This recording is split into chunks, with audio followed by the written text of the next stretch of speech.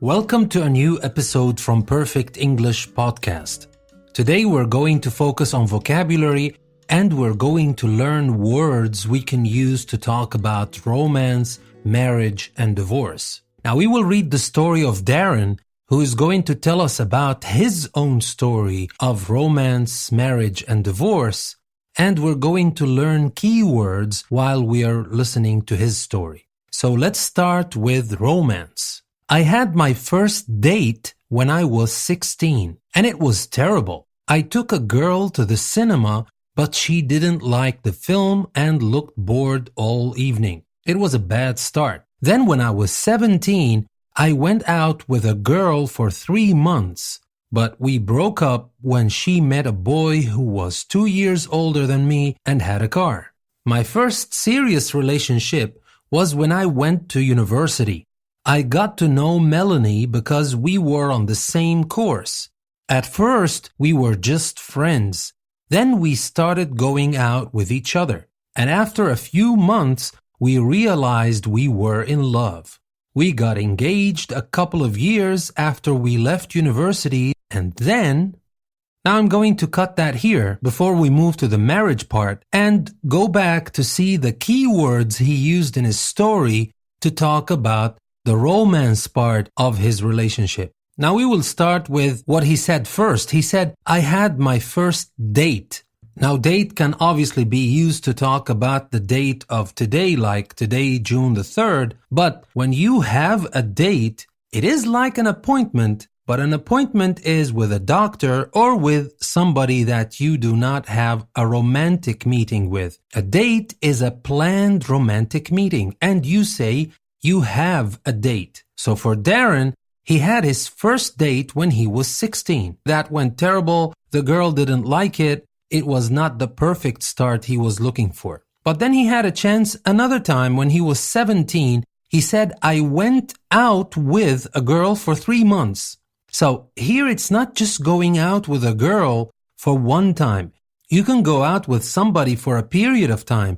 And when you say that, you mean that you have a romantic relationship with this person. So when you say, I go out with a person for a year, a month, it doesn't matter how long, that means you have a romantic relationship with that person. But unfortunately, he said, we broke up. They broke up, that means the relationship ended. Then he said, my first serious relationship. So, the first 2 relationships he talked about were not that serious. The first one was not even a relationship. Maybe it just lasted that time they went to the movies. The second one lasted longer for about 3 months, but that was not actually serious. His first serious relationship, and when we say serious relationship, we're talking about important romantic relationship. And that was at university. He said, I got to know Melanie because we were in the same course. Now, when you say, I got to know somebody, you mean that you become friends with that person. So here, he got to know Melanie. They became friends when they were together on the same course. Now, later he said, we realized we were in love. Of course, this is very obvious and everybody knows the meaning of in love, but just remember the preposition you use here. You say, I'm in love with somebody. And Darren was in love with Melanie. They both realized they were in love. Then he said, we got engaged a couple of years after we left university. So when you say you get engaged to somebody, you mean that you formally agreed to marry that person.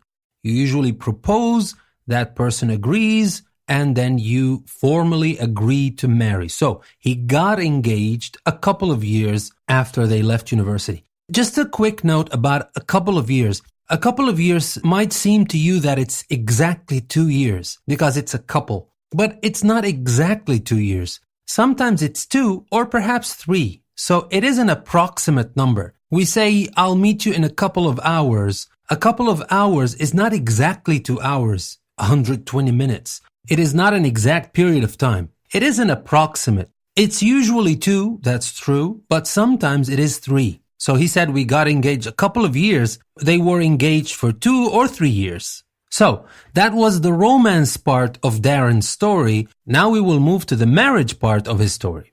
We got married the following year. We didn't want a big ceremony, so we had the wedding in the local church near Melanie's home with just family and a few friends. Afterwards, we had the reception in a small hotel nearby and then went on our honeymoon to Greece.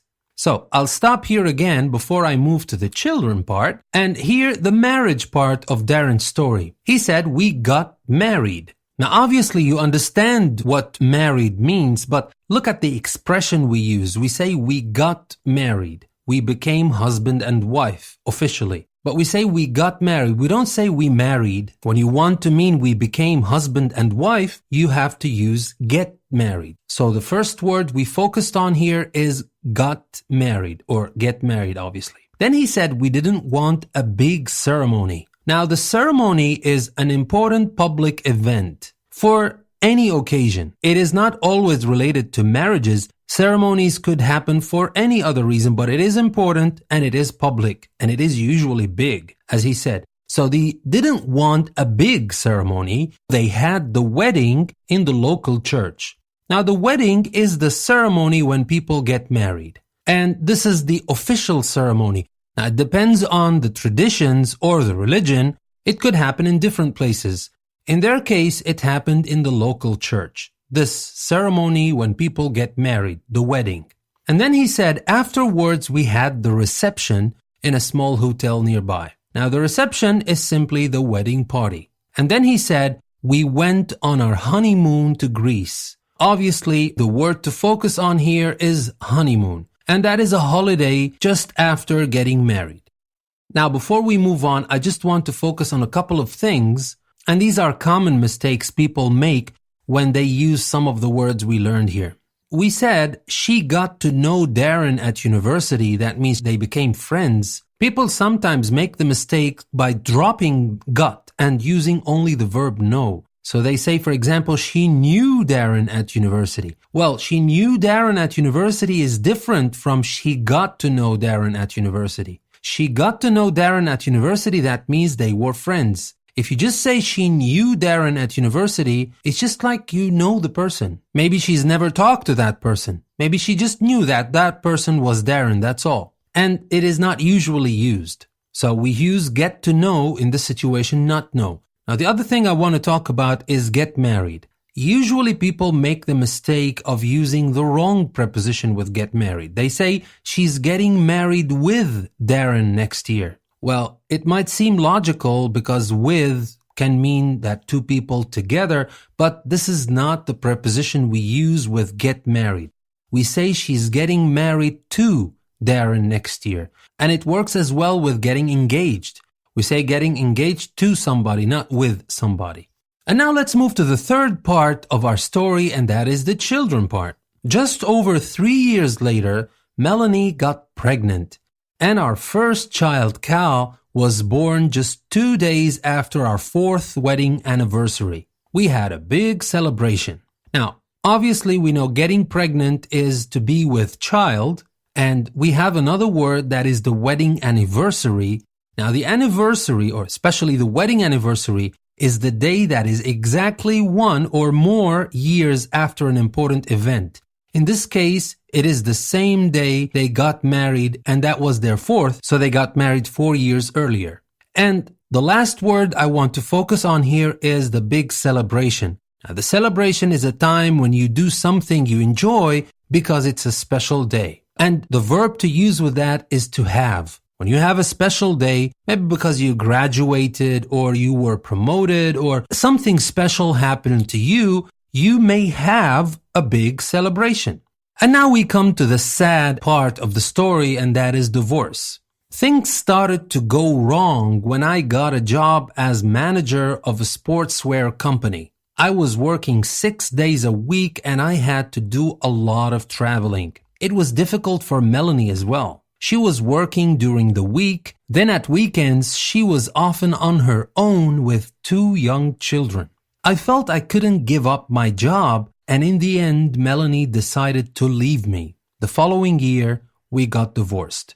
So let's focus on some of the key words we want to learn from the sad part of our story today. Things started to go wrong. and that means become a problem. When things go wrong, that means we have problems. And obviously that happened because Darren was not around a lot. He had to work a lot, he had to travel a lot, and Melanie was often on her own. When we say somebody is on his or her own or alone, that means without other people. And that is very bad, especially for married couples. It might be okay during the week, it might be okay on a temporary basis, but when that happens for a long time, it usually causes problems between married couples because after all, they get together to have a life together. So that was a big part of the problem, that she was often on her own.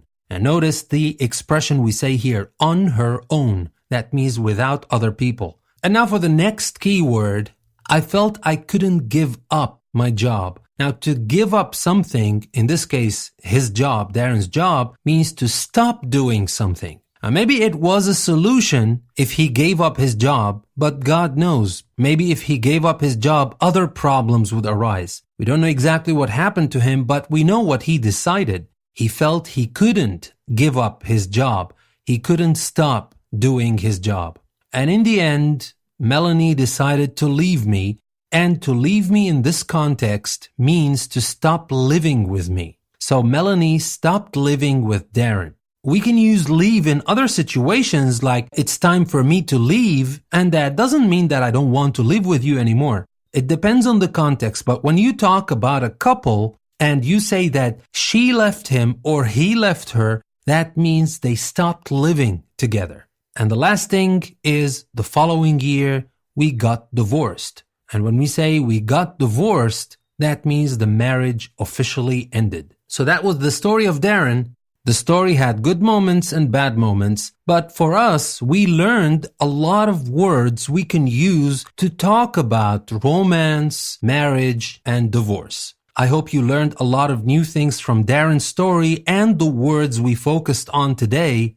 This is your host, Danny, saying thank you very much for listening to another episode from Perfect English Podcast. I will see you tomorrow in a new episode.